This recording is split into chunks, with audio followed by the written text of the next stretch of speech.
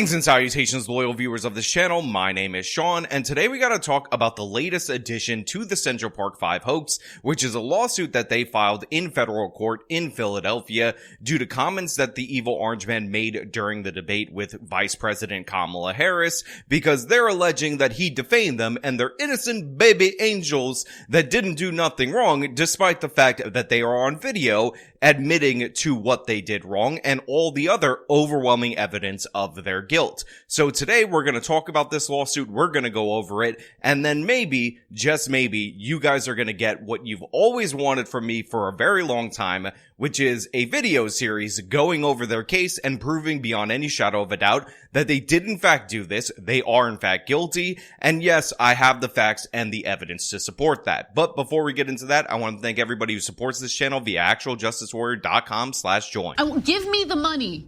Give me the money. Okay? I also want to remind you that on Wednesday, October 23rd, I will be live in person in Soho, which is downtown Manhattan, debating Joshua Eagle on whether or not libertarians should vote for Kamala Harris for president. Yes, that is the position that he's actually taking. Registration is free. Link in the top of the description. Come out, show up, have a great time, meet me. I'd love to see you. So right off the top, I want to point out that this is obviously, from the jump, lawfare, an attack on freedom of speech, and a political stunt, because President Donald Trump is allowed to hold the opinion that the Central Park 5 are guilty, especially when the facts actually support that, despite what you may have heard about the case. But the lawsuit alleges a couple of different points where the evil orange man supposedly defamed them, and I'd like to go through them point by point, but let's first hear the statement that the evil orange man said, so you could see what is supposedly very damaging defamation. Let's remember, this is the same individual who took out a full-page ad in the New York Times calling for the execution of 5 young Black and Latino boys who were innocent, the Central Park 5. They're destroying our country, and they come up with things like what she just said. Going back many, many years, when a lot of people, including Mayor Bloomberg, agreed with me on the Central Park 5, they admitted, they said, they pled guilty. And I said, well, if they pled guilty, they'd badly hurt a person, killed a person ultimately. And if they pled guilty, then they pled, we're not guilty. So a couple of things. One, the woman did not die, which the evil orange man says, oh, well, she might as well have been or whatever. But let me be clear about this. She is alive to this day. If anybody was going to have a case for defamation, it would be Trisha Miley, who could say, no, I'm not dead. I'm actually alive. What are you even talking about? But the fact of the matter is, being wrong about facts without malice does not make you guilty of defamation. Secondly, there is something that is in dispute from this statement, which is the evil orange man saying that they pled guilty to this crime. And this is actually makes the defamation lawsuit. They admitted, they said, they pled guilty. And I said, well, if they pled guilty, they'd badly hurt a person, killed a person ultimately. And if they pled guilty, then they pled, we're not guilty. So when we go to the civil action complaint, it says this case involves false and defamatory statements made by defendant Donald J. Trump during the presidential debate that took place on September 10th, 2024 in Philadelphia, Pennsylvania. During the debate, defendant Trump made several statements concerning the Central Park 5. The Central Park 5, now known as the Exonerated 5, no freaking way they are the Central Park 5, are 5 individuals who as teenagers were not wrongfully convicted, despite what this says, of a series of assaults that occurred in Central Park in New York City on April 19th, 1989. The Central Park 5, or Exonerated 5, is comprised of plaintiffs Yusuf Salam, Raymond Santana, Kevin Richardson, Antron Brown, and Corey Wise. Plaintiffs were wrongfully convicted of crimes they did not commit when they were between 14 and 16 years old and spent formative years of their lives in prison. In 2002, based on newly discovered DNA evidence and the confession of the true perpetrator, plaintiffs were exonerated. Plaintiffs have spent the last 2 decades attempting to rebuild their lives. At the September 10th, 2024 presidential debate, defendant Trump falsely stated that the plaintiffs killed an individual and pled guilty to the crime. These statements are demonstrably false. Plaintiffs never pled guilty to any crime and were subsequently cleared of all wrongdoing. Further, the victims of the Central Park assaults were not killed. plaintiffs have suffered injuries as a result of defendant Trump's false and defamatory statements and will bring this lawsuit to obtain redress. So right off the top, obviously Trisha Miley did not die during the course of the assault. She was beaten severely and nearly died due to the actions of the Central Park Five and others on that fateful night. But the fact of the matter is that she is alive. However, they immediately run into issues when they say that nobody pled guilty to any of these crimes or these assaults, because that is factually untrue. Stephen Lopez, often referred to as the sixth member of the Central Park Five, did in fact plead guilty to an assault of John Laughlin, who was another person referenced in this lawsuit, by the way, in the group of assaults that were committed by the Central Park Five that evening. One of the things that people tend to get wrong about this case is the fact that there wasn't just one assault, the assault of the female jogger. There were in fact multiple assaults that night that the Central Park Five are tied to, and nobody has yet been able to explain to me how Mateus Reyes' DNA as a contributing member to this assault somehow clears them of the Trisha Miley assault, let alone all the other additional assaults like the one of John Laughlin, who Stephen Lopez pled guilty to assaulting, who, by the way, also had his conviction overturned recently. Based on what? Mateus Reyes' DNA somehow clears him of an assault on a completely different male jogger on the same night? Makes no sense at all, is ridiculous and absurd in every way. Now, the next out-and-out lie in this particular story right here is this idea that in 2002, there was newly discovered DNA evidence that ended up leading to their exonerations. The fact of the matter is, this is just not true. During the original trial, they had this DNA. During the original trial, they knew that this DNA did not match any of the defendants that they had caught so far. And in fact, in the closing statements of the original trial, they said that there are additional perpetrators that have yet to be discovered in this particular case. She says that these boys, were not charged with rape. They were charged with acting in concert, and the jury was informed that she was attacked by several people and that the people that attacked her and raped her got away. That's correct. Mm-hmm. When Elizabeth Lederer gave her her summation, and when we tested the DNA, and by the way, all of their lawyers fought against us testing the DNA, which was in its infancy at the time, it came back to someone who was not apprehended, which is not uncommon. You had a gang rape. You don't get everybody. I saw 30 kids there, at least. A large number of them got away. We did not get everybody. We knew we didn't get everybody. Elizabeth Lederer told the jury, told the judge, the defense, the public, that we have DNA from an unknown suspect, somebody that participated in this rape, got away. So right here on page 2 of their lawsuit, they have an absolute objective lie about DNA and when it was discovered, and a lie that makes absolutely no sense if you just think about it for more than 5 seconds, because of course they had to discover this at the time, because it was 1989, this assault occurred in Central Park, and obviously they would have had to have collected evidence from the time and known of its existence. The fact that it didn't match the boys had nothing to do with anything. This was not a case built on DNA. This was a case built on the fact that the boys and additional people in their large group of 30 tied them to the scene of not just this crime, but other additional crimes. Now look, I've resisted for years doing a deep dive into this particular case, and the reason for that is because friend of the channel, Devin Tracy, who hosts the show Atheism is Unstoppable, which is now on Censor TV, use promo code AIU for a discount and to support him, had done an excellent job breaking down this case in his own right, and I didn't want to step on his toes while he was producing that series. That being said, since this case keeps coming up over and over and over again, I think it is finally time for me to get into it, for me to break down this case, because there are lies on top of lies, even in this complaint, that are absurd in every possible way. One of the most obvious lies, and by the way, it's actually contradicted in the very complaint itself, is this idea that the boys were interrogated and forced to do written and videotaped confessions without the presence of their parents, when in reality, that's just not true. All of these interrogations are available online. You can watch them for yourself. I will link them in the description of this video. And at the beginning of each and every one of these interrogations, guess what? The parents are there. That's the first thing they do, is acknowledge that they're there, that the boys have been fed, and all of that. Before I go any further, I just want to say there is another gentleman here in the room, the man over here. Who is that man? What is your name? Kevin Mitchell. And, sir, could you please just state your name and address? Paul L. Richardson. And are you Kevin Richardson's father? Yes, sir. Before I ask you about what happened, let me just ask, sir, could you please give your name? My name is Raymond Zamora. And what is your relation to this young man here?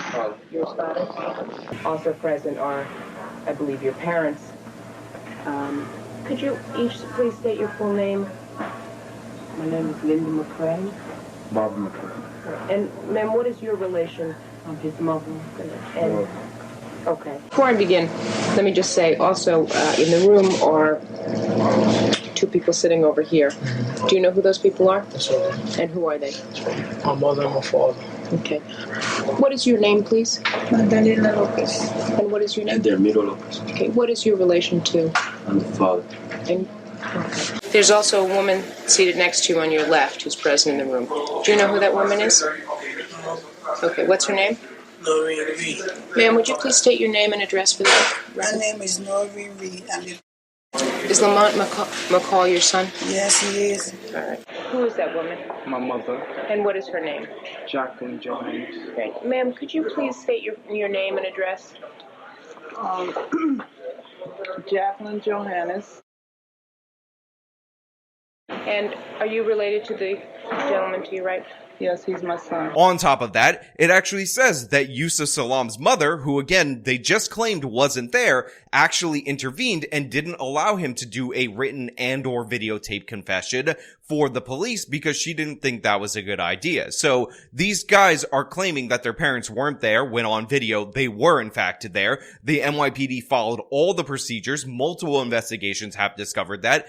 But at the same time, they're saying that Yusuf's mom, who wasn't there, somehow intervened and stopped the videotape confession. Just think about the inconsistency in that. On top of that, when you look at the videos for yourself, which again is one of the things that I'll recommend that you guys do as I'm making the series to break this whole thing down for you guys, what you'll find out is that all of the tactics and hallmarks of a coerced confession are not present there. None of them are actually, and one of the reasons why you know that is because a bunch of these kids don't really ever admit to the actual main crime. They admit to things around the crime and they implicate each other. What did the lady jogger look like? She was short. She had short hair. She had gray shorts with black biking pants. Did she have a shirt on? A white tank top. So they started chasing her. Like, they was running. Nobody was around. Nobody was around. No other people besides the lady jogger. Yes. So who started running? It was Antron, Raymond, and Steve in front. Okay. And you ran? Yes. Because everybody was running. And then, they caught her. And, pulled her shirt off. And, who caught her first? Antron.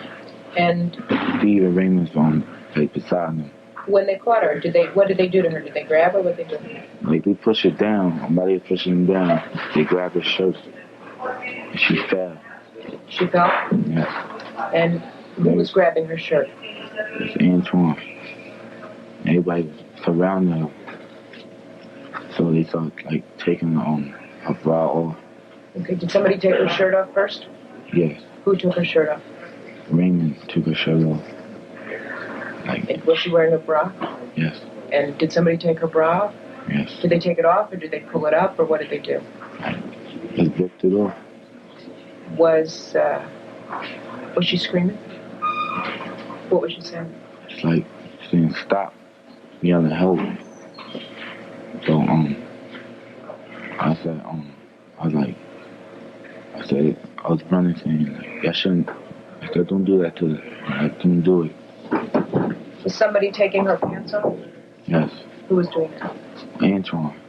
In addition to that, this lawsuit claims that they had all this contradictory testimony. That's not really true. Sure, you had some of the kids not placing themselves as primary actors when they spoke, but you had multiple of the 5, and again, the additional people that were in the mob of people that were attacking others that night saying the same thing. Now, another reason why you know this coerced confession narrative is total nonsense is Corey Wise himself, because he actually has 2 interviews videotaped with the police. And remember, supposedly they kept them up all night, they interrogated them for hours, and they forced them into confessions. But Corey Wise's first interview, he denies all of the major things. In fact, he lies his ass off, according to himself, in his second interview. And by the way, unlike the other ones, Corey Wise was actually age 16, and back in 1989, you could question a 16-year-old without the presence of their parent and or guardian. So in this particular case, you have a guy, age 16, totally exempt from some of the additional protections that the other people have, and he still denies everything initially and then comes back on his own accord in order to tell the truth. What I did was different from them. The only people that did it different was me, Yusuf, and Kevin did what they were doing. Me and Yusuf was just playing with her. Did you play with her breasts? Huh? Yusuf played with the breast. Did you? No. I didn't go up to the breast or nothing. I stayed on the lane. They told me to pull out her pants and pulled out her pants. So Steve got off of her. Steve said I was a genius. Steve called me a punk because I didn't do it. They hold her down. Steve ripped her pants with his knife. That's what made her mad. And that's when she started scratching him. What's her name? Kevin. She was yelling pretty loud. Used to close their mouth. They had bigger heads than us. Close their mouth. So we were looking at her, and I felt kind of bad. This is my first extreme I did to any type of female in the street. This is my first rape. I never did this before. This will be my last time doing it.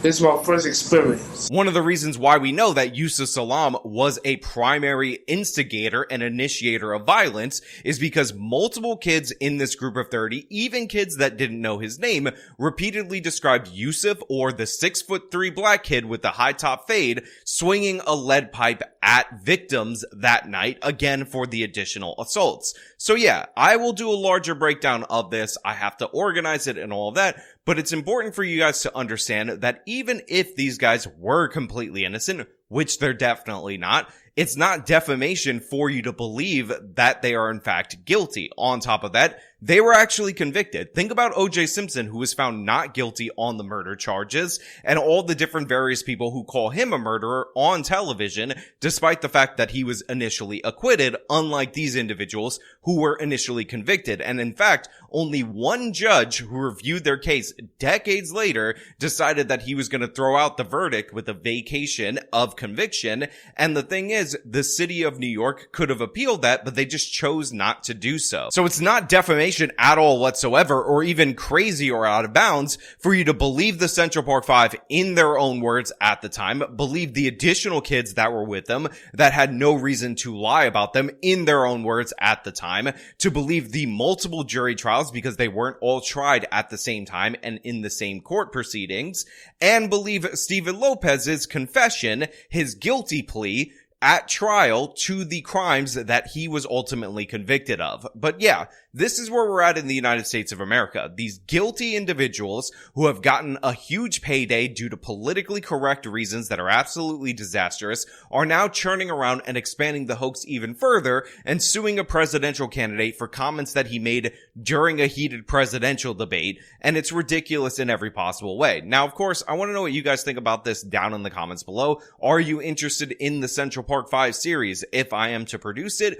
or do you want me to leave it alone and never talk about it again? Again, let me know in your comments, let me know in your viewership of this video, because this will be partially determinative of how much I want to get into this. Now, of course, if you like the video, show by leaving a like, subscribe for more content, follow me on the social media, support me via the support links in the description of this video. This has been me talking about the Central Park 5 hoax expanding. Till next time.